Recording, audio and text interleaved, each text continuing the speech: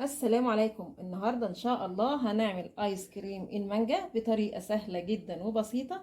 تعالوا بقى نشوف هنعمل الجمال ده ازاي، ولو عجبكم الفيديو فضلا الاشتراك في القناة.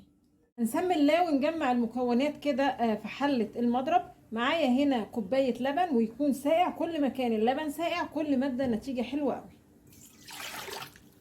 وبنفس الكوباية هعاير بيها كوباية مانجا. المانجا دي مش عصير، هي مانجا كده صافي من غير مية ولا اي حاجة. نفس الكوباية برضو كريم شانتيه خام. ولو موجود عندك بقى لبن بودر هنحط كده معلقتين كبار، بس لو مش موجود عندك اللبن البودر مفيش مشكلة ما تحطهوش. والسكر طبعا حسب ما تحبي، وهضيف باكو فانيليا. وعشان اعزز لون الايس كريم هضيف هنا نقطتين لون اصفر، وبرده مش مشكلة لو مش متوفر عندك مفيش مشكلة ما تحطهوش.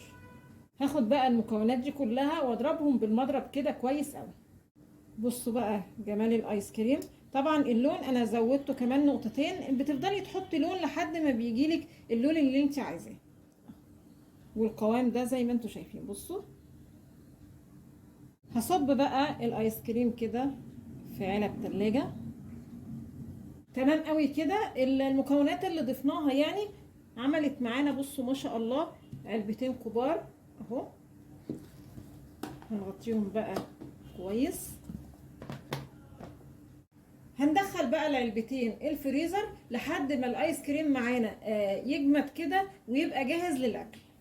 انا كنت عامله الايس كريم بالليل، دلوقتي بقى الصبح. تعالوا بقى نشوف النتيجه ايه. بصوا بقى جمال الايس كريم.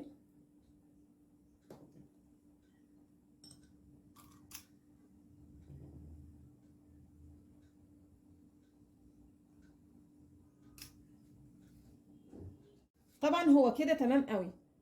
هنجيب بقى شويه صوص كده نحطهم على الوش. وده الشكل النهائي معانا للايس كريم. عايزه اقول لكم طعمه جميل جدا جدا جدا. يا رب النهارده الوصفه تكون عجبتكم، وانتظرونا ان شاء الله بفيديو جديد.